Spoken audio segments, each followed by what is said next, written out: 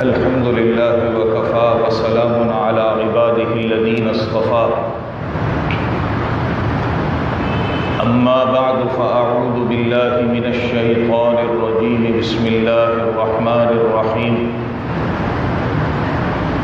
ادعوا ربكم تضرعا وخفيا۔ قرآن کریم کا ایک حصہ تلاوت کیا ہے۔ دعا ہے کہ اللہ تبارک و تعالی اس کا صحیح مفہوم بیان کرنے کی اور ہم سب کو اس پر عمل کرنے کی توفیق نصیب فرما دیں۔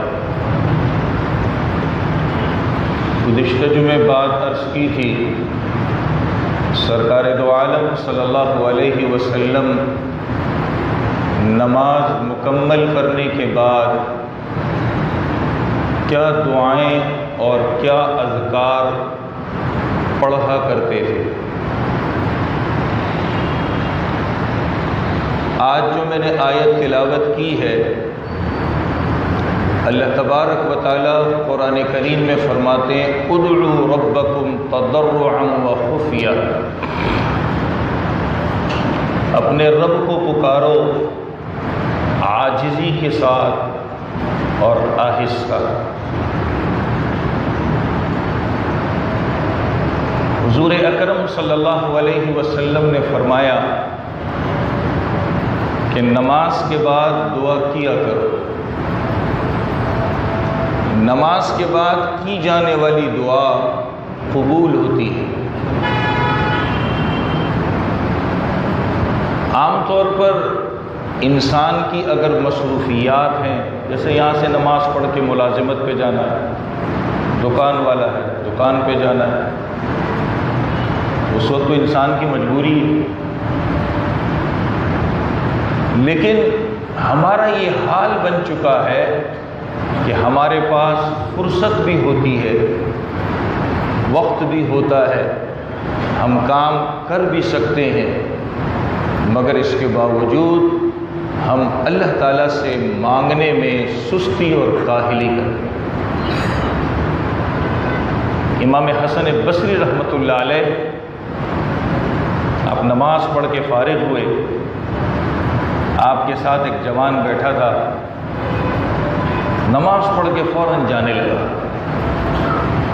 امام حسن بصری رحمۃ اللہ علیہ نے اس کا ہاتھ پکڑ لیا اور فرمایا کیا تیرے پاس ساری چیزیں آ گئی ہیں، تجھے اللہ سے مانگنے کی ضرورت نہیں؟ گزشتہ جو میں نے ایک بات عرض کی تھی، آج پھر دہراتا ہوں، ہم نے چیزوں کو تقسیم کیا ہوا ہے۔ دعا کرے تو مولوی کرے گا، ہمارا کام نہیں۔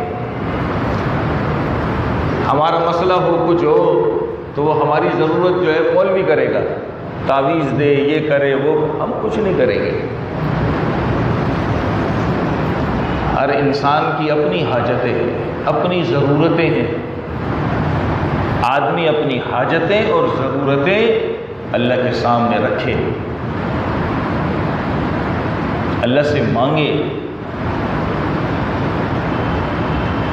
بندہ کہتے اسی کو ہے جو اپنے آپ کو عاجز سمجھتا ہے اور پروردگار کو سب کچھ سمجھتا ہے۔ ہمارے پاس فرصت کے لمحات ہوں، ہم نے نماز مکمل کر لی ہے، سنتیں پڑھ لی ہیں، سب کچھ کر لیا ہے، اب دعا کرنی چاہیے۔ اب بعض نمازیں تو وہ ہیں جن کے پاس سنتیں ہیں، ہمارے یہاں مختصر سی دعا ہوتی ہے اور پھر سنتوں کی طرف آدمی شروع ہو جاتا ہے۔ ایک بات یاد رکھیے، نماز کے بعد اذکار، اوراد، یہ ہر بندے سے خود مانگے، اور یہ میں نے گزشتہ جمعے عرض کیے تھے۔ کلمہ پڑھنا لا الہ الا اللہ وحدہ لا شریک لہ، یہ گزشتہ جمعے تفصیل سے بتا چکا ہوں۔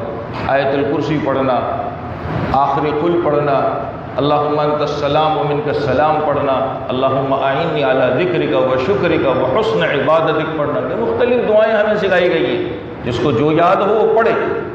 یہ ہر بندے سے مانگا گیا ہے کہ ہر بندہ خود پڑھے۔ ہم نے ٹھیکہ امام کو لگا دیا اور ہماری سوچ یہ ہے کہ بس امام مانگے بس ہمیں کیا ہے. ایسا نہیں ہے. ہم امام کی انتظار میں بیٹھے رہتے ہیں. یہ اذکار ہر بندے نے خود پڑھنے، جس کو جو آتا ہے پڑھے. 3 مرتبہ سبحان اللہ پڑھ لے، 3 مرتبہ جو ہے اللہ اکبر پڑھ لے، 3 مرتبہ استغفر اللہ پڑھ لے. باقی وہ تسبیح فاطمی جو میں نے گزشتہ جمعے عرض کی تھی، یہ ہر آدمی نے خود پڑھنا ہے. امام صرف توجہ دلاتا ہے.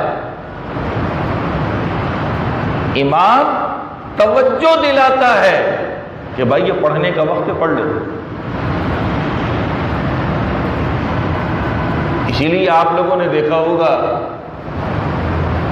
کہ اکثر مساجد میں بس امام اتنا زور سا کہہ دیتا ہے اللہم یا الحمدللہ، باقی آپ کو یاد دلا رہا ہے کہ آپ بھی پڑھیں. ایک مسئلہ وہ ہے اجتماعی دعا کا. ابھی میں نے عرض کیا کہ اللہ کے نبی نے فرمایا نماز کے بعد دعا کیا کرو، یہ دعا قبول ہوتی ہے. تو امام کو تو نہیں پتا کہ آپ کے دلوں میں کیا چیز ہے. ہر آدمی کی اپنی ضروریات ہیں، اپنی حاجات ہیں. امام صرف توجہ دلا دیتا ہے کہ اب آپ دعائیں مانگیں، یہ دعا مانگنے کا وقت ہے. ایک صاحب مجھ سے کہنے لگے امام صاحب آپ زور سے دعا نہیں مانگتے. تو میں نے ان سے ایک سوال کیا. میں نے کہا جو میں دعا مانگوں تو آپ میرے ساتھ ہاتھ اٹھا کے اپنی دعائیں مانگتے ہیں یا میری دعائیں سنیں گے؟ کہنے لگے جی دعائیں تو اپنی مانگوں گا. تو پھر میں نے کہا میرے سے زور سے کیوں کہلوا رہے؟ عقل سے سوچنے کی بات ہے نا. اس بندے نے دعائیں اپنی مانگنی ہے اور مجھ سے کہہ رہے کہ آپ دعائیں آہستہ کیوں مانگتے ہیں. میں نے کہا اگر میں زور سے دعائیں مانگوں، آپ میری دعاؤں پر آمین کہیں، پھر تو آپ کی بات مجھے سمجھ میں آتی ہے. آپ ہاتھ اٹھا کے مانگیں گے اپنی دعائیں اور مجھ سے چاہ رہے ہیں کہ میں زور سے دعائیں مانگوں.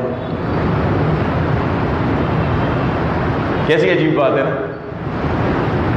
ہمیں عقل سے تھوڑا سوچنا چاہیے. امام صرف توجہ دلاتا ہے کہ اب یہ وقت ہے مانگنے کا. ہر آدمی اپنی ضرورت مانگے. ہم اس میں پابند نہیں ہیں کہ امام جیسے ہاتھ اٹھائے گا ہم اس کے ساتھ فوراً ہاتھ اٹھا لیں.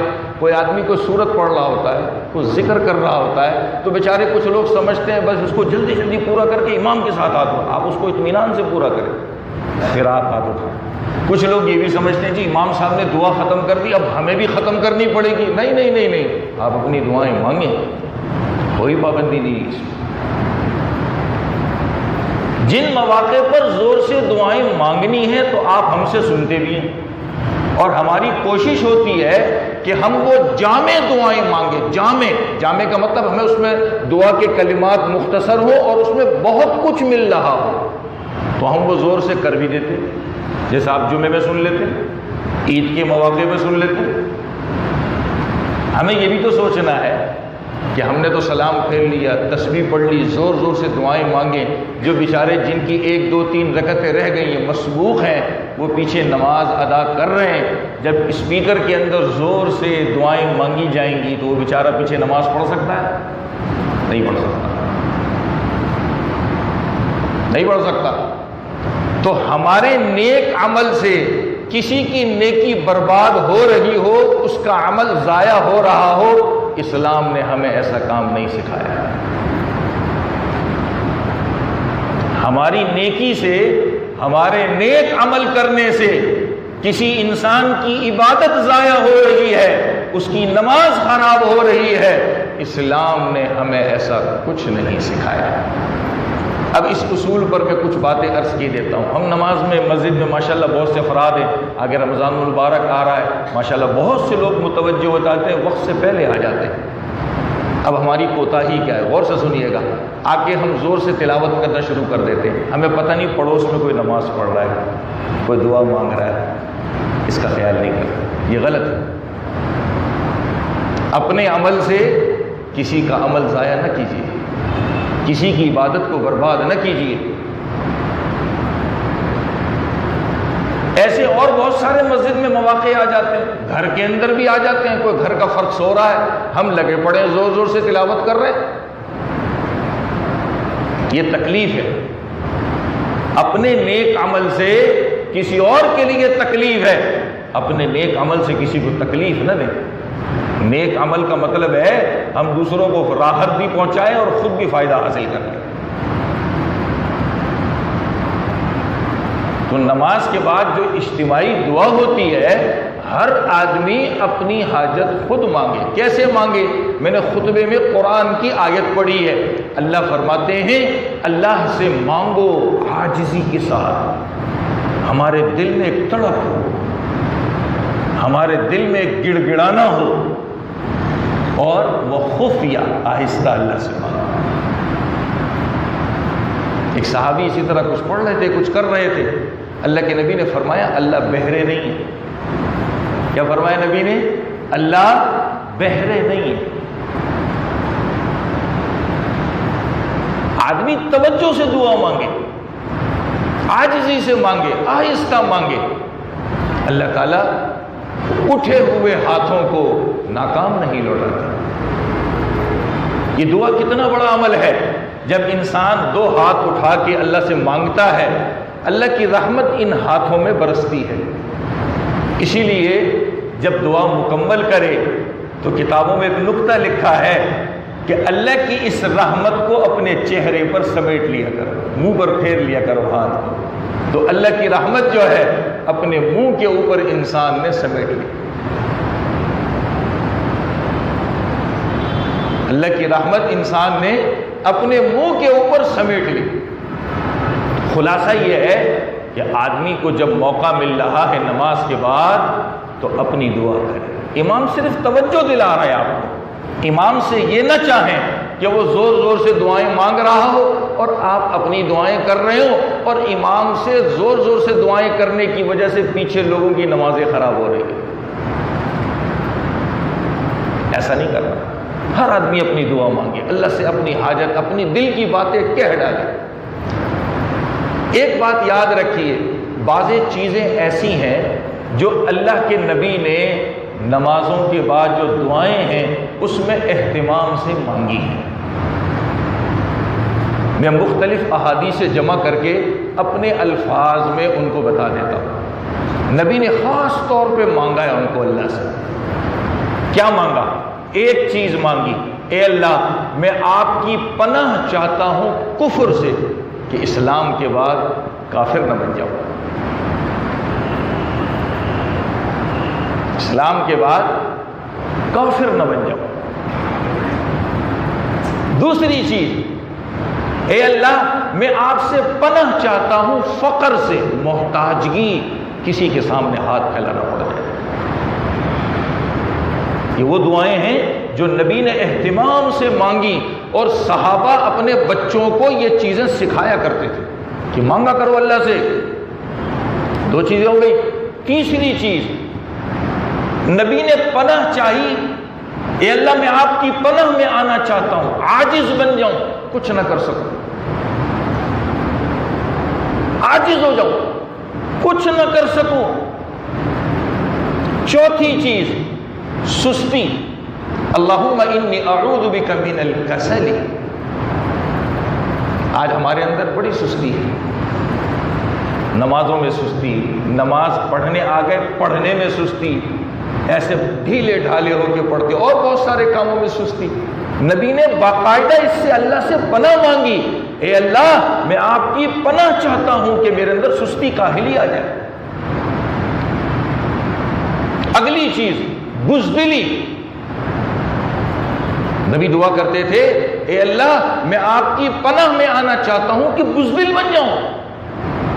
آج بہت سارے کام ایسے ہیں ہم اپنے گھر والوں کی وجہ سے، اولاد کی وجہ سے نہیں کر پاتے، بزدل بن جاتے ہیں ان کے سامنے۔ کیا ہے؟ ہم نے اللہ سے مانگا نہیں ہے، ہم نے اللہ سے مانگا نہیں ہے۔ یہ مانگا کریں اللہ سے، میں آسان الفاظ میں بتا رہا ہوں۔ پھر نبی اللہ سے پناہ مانگا کرتے تھے۔ یہ جو قرض ہوتا ہے نا، قرض، آج تو یہ فیشن بن گیا ہے، اس سے بھی پناہ چاہیے نبی نے۔ آج ہم لے لیتے اور یہ فیشن ہے، مگر اس کی ادائیگی یہ ہم بھول جاتے ہیں۔ اسی طرح مرض، بیمار ہو جائے کچھ بھی نہیں کر سکیں گے۔ اسی طرح قبر کے عذاب سے، اس سے بھی نبی نے پناہ چاہی ہے۔ یہ وہ چند چیزیں ہیں جو مختلف احادیث میں آئی ہیں، جو اللہ کے نبی ان چیزوں سے پناہ مانگا کرتے تھے، ہمیں بھی مانگنی چاہیے اور اس کا اہتمام کرنا چاہیے۔ یہ وہ خاص چیزیں ہیں، ہم اللہ سے مانگیں، دیکھیں اللہ تعالیٰ ہمارے حالات کیسے بدلتا ہے۔ اکثر لوگ بیچارے آ کر پوچھتے ہیں امام صاحب قرض میں گرفتار ہو گیا، پریشان ہوں، کیا کروں؟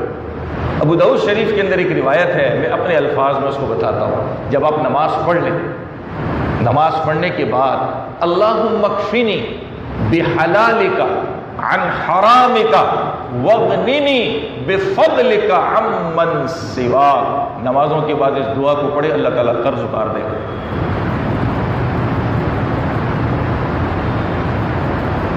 کیا مطلب ہے اس کا؟ پروردگار عالم، میں ترجمہ نہیں کر رہا، اپنے الفاظ میں مطلب بتا رہا ہوں تاکہ آپ سیکھ لیں۔ اے اللہ، حرام کے مقابلے میں حلال مجھے کافی ہو جائے، حرام سے ہٹ کر حلال مجھے کافی ہو جائے، حلال مجھے مل جائے، حرام اس سے ہٹ کر حلال مجھے کافی ہو جائے، اور اپنے فضل و کرم سے تو اتنا دے دے کہ تیری ذات کے علاوہ کسی کی ضرورت مجھے پیش نہ آئے۔ کیسی عجیب دعا نبی نے ہم کو سکھائی ہے۔ اپنے فضل و کرم سے ہمیں اتنا دے دے کہ تیری ذات کے علاوہ ہم کسی اور کے محتاج نہ ہوں،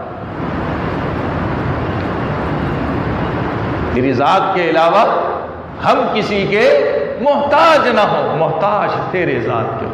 کتنی مختصر سی دعا ہے، اس کو اردو میں مانگی اللہ سے، عربی سیکھ جائیں بہت اچھی بات ہے، یہ دعاؤں کی کتاب میں موجود ہے۔ اللہم اکفنی بحلالک عن حرامک واغننی بفضلک عمن سواک، مانگی اللہ تعالیٰ سے، اللہ خوب دینے والے۔ ہماری سستی کاہلی یہ ہے کہ ہم اللہ تعالیٰ سے مانگتے نہیں ہیں، اللہ سے مانگنے میں بڑے بخیل ہیں۔ ایک نمازوں کے بعد دعا کیجیے، صحابی نے پوچھا ہے رسول اللہ وہ وقت بتائیے جس میں اللہ تعالیٰ دعا قبول کرتے ہیں۔ کیسا سوال کیا نا صحابی نے، کیا پوچھا؟ وہ وقت بتائیے جس میں اللہ تعالیٰ دعائیں کیا کرتے ہیں؟ قبول فرماتے ہیں۔ نبی نے فرمایا رات کے اندھیرے میں اللہ سے مانگا کرو، آدھی رات کو اللہ سے مانگا کرو۔ اور اس کے بارے میں ایک حدیث میں نبی نے فرمایا آدھی رات کو جو دعائیں مانگی جاتی ہیں وہ زیادہ قبول ہوتی ہیں۔ اللہ رات کو کبھی آنکھ کھول دے، اٹھ گئے اچانک، ویسے پیشاب کے لیے اٹھ جاتے ہیں، پانی پینے کے لیے اٹھ جاتے ہیں، تو اللہ سے مانگ لیا کرے، اللہ سے مانگ لیا کرے۔ بہت سارے ایسے لوگ بھی ہیں جو اٹھ جاتے ہیں تو پھر اللہ کے ہو جاتے ہیں، وضو کیا، نمازوں میں شروع ہو گئے، تلاوت میں شروع ہو گئے، دعا مانگنے میں شروع ہو گئے۔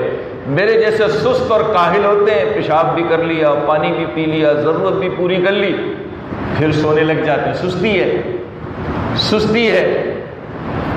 میں ایک عمل بتا دیتا ہوں، اور یہ میں اپنی طرف سے نہیں بتا رہا، نبی کے فرامین سے بتا رہا ہوں۔ میرے جیسے سست لوگ بھی ہیں، اٹھ گئے لیکن سستی ہو رہی ہے، نماز کے لیے، وضو کے لیے، دعا کے لیے شیطان جو ہے حملہ کر رہا ہے ہمیں دوبارہ سلانے کے چکر میں۔ چوتھا کلمہ پڑھ لیا کرے تو ماشاءاللہ سب کو آتا ہوگا، لا الہ الا اللہ وحدہ لا شریک لہ لہ الملک ولہ الحمد وہو علی کل شیء قدیر۔ ایک جگہ لکھا ہے جو آدمی اس کو پڑھتا ہے اللہ اس کی ضرورتیں بھی پوری کر دیتے ہیں اور پوری رات عبادت کا ثواب بھی دیتے ہیں۔ کیسی عجیب بات ہے۔ تو نمازوں کے بعد ہم نے اللہ سے مانگنا ہے، خود مانگے، خوب مانگے اور خود مانگے۔ یہ وہ نماز کی باتیں تھیں جو کئی جمعوں سے چلتی آ رہی ہیں۔ اللہ تعالیٰ ہم سب کو اس پر عمل کرنے والا بنا دے۔ ایک چیز جس میں لوگ بہت پریشان ہوتے ہیں، نماز پڑھ لیں، نماز کے دوران ہم بھول گئے کہ کتنی رکعتیں ہو چکی ہیں میری۔ جب اکیلے پڑھ رہے ہوتے ہیں، اکیلے، جماعت کے ساتھ تو ہم امام کے ساتھ چل پھر رہے ہیں، اس کے ساتھ چل رہے، نماز ہو رہی ہے ہماری، لیکن اکیلے نماز پڑھتے ہوئے آدمی کو یہ وسوسہ پیدا ہو جاتا ہے کہ میری کتنی رکعتیں ہوئی ہیں، 2 ہوئی، 3 ہوئی، 1 ہوئی، 2 ہوئی۔ تو جہاں یہ شک ہونا شروع ہو جائے تو آدمی سب سے پہلے سوچ لے۔ وہ آدمی اندازہ کر لیتا ہے کہ کتنی صورتیں اب تک پڑھی، اس سے اس کو پتہ چل جاتا ہے، لیکن اس سوچنے میں زیادہ دیر نہ لگائے۔ زیادہ دیر لگائے گا پھر سجدہ سہو آخر میں کرنا پڑے گا، اس لیے کہ تاخیر کر رہا ہے نا۔ پہلا کام تو یہ سوچ لے، اور سوچ کر کے جو اس کا غالب گمان ہے کہ نہیں 2 ہوئی ہیں تو بس آگے تیسری چوتھی پڑھ لے، غالب گمان ہے کہ تیسری ہے آگے چوتھی پڑھ لے۔ دوسری صورت یہ ہے کہ آدمی نماز پڑھ رہا ہے لیکن ایک طرف اس کی سوچ نہیں جا رہی، مسلسل شک کے اندر ہے کہ 2 ہوئی، 3 ہوئی، یا 3 ہوئی، 4 ہوئی، مسلسل اسی شک میں، ایک طرف اس کا گمان نہیں جاتا۔ اب کیا کرے؟ اگر 2 3 میں شک ہے تو سمجھ جائے دوسری رکعت ہے، آگے تیسری چوتھی ملا لے۔ اسی طرح تیسری چوتھی میں شک ہے، ایک طرف گمان نہیں جا رہا، اس کو تیسری بنا لے، آگے چوتھی پڑھ لے۔ اب جو کمی بیشی رہ گئی ہوگی وہ اللہ تعالیٰ معاف فرما دے، اس نے اپنا کام کر لیا۔ اسی طرح لوگ اس میں بھی پریشان ہوتے ہیں کہ ہم امام کے ساتھ جب نماز پڑھتے ہیں اور ہماری 1 2 3 رکعتیں رہ جاتی ہیں، اس کو ادا کیسے کریں؟ بہت آسان کام ہے۔ پہلے تو یہ مسئلہ سمجھیں، جب آپ امام کے ساتھ نماز پڑھ لیں اور امام کی آخری التحیات ہے تو آپ بھی اس کے ساتھ بیٹھے پڑھ لے ہوں گے، تو آپ التحیات پڑھیں گے، آگے درود اور دعا نہیں پڑھیں گے، اس لیے کہ آپ کا آخری قاعدہ نہیں ہے یہ۔ ہم بے خیالی میں بالکل آخر تک سب کچھ پڑھ جاتے ہیں، ایسا نہیں کرنا ہے، صرف التحیات پڑھیں گے بس، عبدہ و رسولہ کہہ دیا، پھر آپ خاموش بیٹھے رہیں گے۔ جب امام سلام پھیر لے آپ کھڑے ہو جائیں،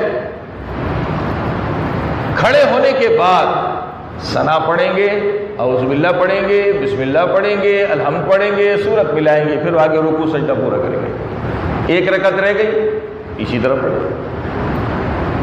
2 رکعتیں رہ گئی، سلام کے بعد کھڑے ہو گئے، پہلی رکعت میں ثنا، اعوذ باللہ، بسم اللہ، الحمد، سورت، رکوع سجدہ، اسی طرح۔ پھر دوسری رکعت میں الحمد اور سورت دونوں پڑھیں گے، کیونکہ آپ کی 2 رکعتیں رہ گئی۔ یہ تو آسان ہے، اکثر لوگ بیچارے اس میں پھنس جاتے ہیں، جب 3 رکعتیں رہ جائے تو کیا کریں گے؟ امام کے ساتھ تو آپ نے 1 پڑھ لی، ظاہر بات ہے 2 رکعت پڑھیں گے تو 2 رکعت کا ایک جفت پورا ہوگا۔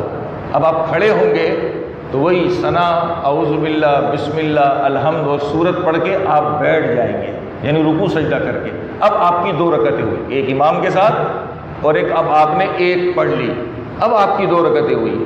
اب آپ نے قاعدہ کیا، پہلا جو آپ نے امام کے ساتھ کیا تھا وہ آپ کا شمار ہی نہیں ہوگا،